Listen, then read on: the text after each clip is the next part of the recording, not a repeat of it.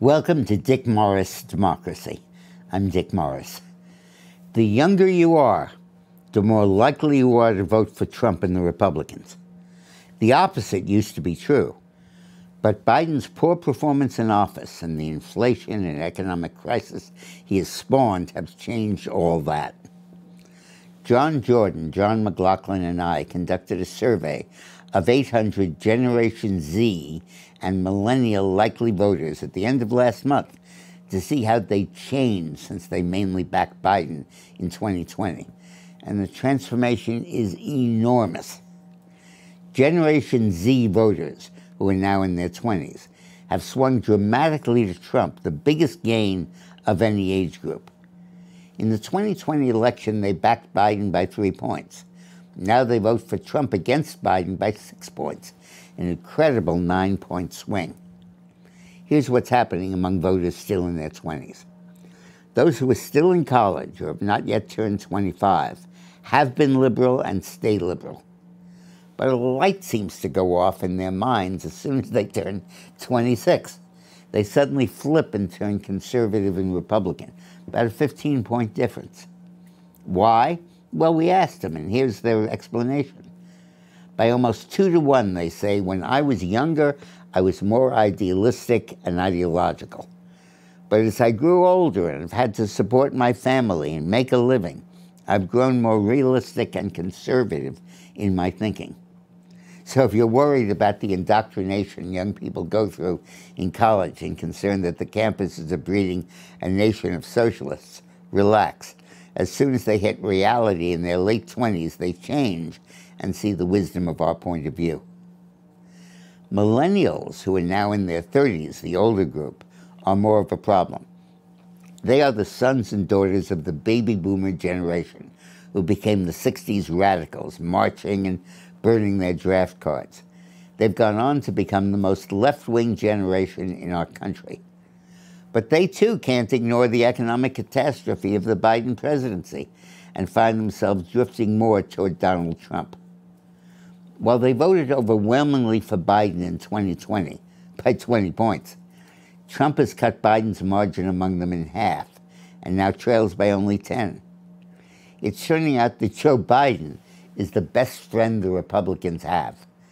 As a result of his disastrous presidency and the terrible economy, voters are coming to appreciate Donald Trump much more. By a margin of 66 to 32, 2 to 1, voters in their 30s, the millennials, agree that, like many young people, I didn't like Trump when he was president or running for office. But now that I see what's happened since he left office, I have a new appreciation for him, and I find myself liking him more and more. Metaphorically, many voters saw a portrait of Donald Trump that they didn't like. But when Joe Biden put a frame around it with his terrible presidency, it made the picture look a lot better. What Donald Trump couldn't do, and his handlers couldn't do, Joe Biden's done. He's made Trump likable. Make no mistake, these under 40 voters are not socially conservative, but share many of the values of the left. They're largely pro-choice and they favor gun control. They don't object to sex and diversity education, even among young children. They say climate change is a major threat and feel the Republicans don't do enough to counter it. And on immigration, they split down the middle. Half say there are too many illegals coming in, but half say too many good people are being kept out. And on critical race theory, they break 50-50.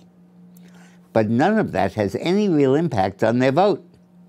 The only issue they are concerned about, the only issue, is the economy and inflation.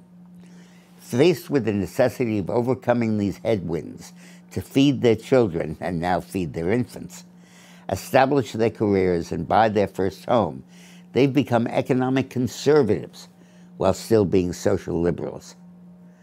Obviously, this dramatic shift among young voters will help propel the Republicans to a massive victory in 22 and likely in 24. But it's the long-term implications that are even more significant. Of course, young voters will become older and become increasingly important in our country. The legacy of Ronald Reagan is that voters who came to be politically conscious during his presidency became largely Republican and conservative, offsetting the more liberal values of the generation that went before. And of course, the scar left by the Great Depression shaped the political views of an entire generation, now sadly dying out. It's a little bit like cutting down a tree and looking at the rings in its trunk. Traumatic events like drought or forest fires are recorded indelibly in the rings of the tree. In fact, in forests in Siberia, you can see in any tree evidence of a meteorite strike that happened in 1908. Well, you can bet that the meteorite strike of Biden's failure and the massive inflation it's causing will remain indelibly imprinted in the minds of voters now forming their political opinion. Combined with the Democrats' increasing aversion to reality as they embrace the radical green agenda, sending gas prices soaring and the economy tanking, the scars that we're seeing in Generation Z voters will be with us for a long, long time, making good Republicans out of them.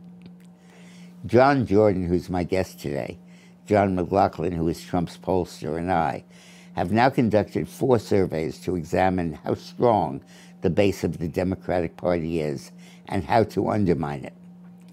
The first survey, we examined Hispanics and found that their patriotism was leading them to despise the left that tears down the country, demeans its heroes, and accuses us of racism.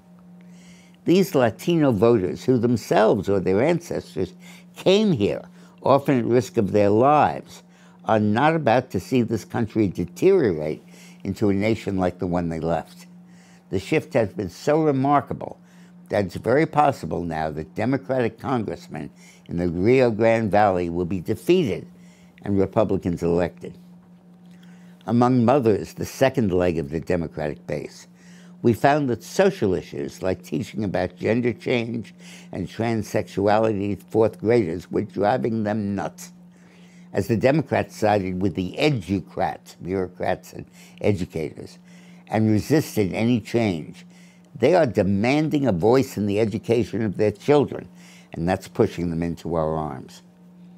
Among black voters, we found that men are increasingly disenchanted with the left, since it seems only to address the problems of black women, not black men. A black woman becomes vice president, and only a woman of color, not a man, is considered for the Supreme Court. These trends, combined with our current findings about young people, bespeak a tectonic shift in the parties and makeup of this country.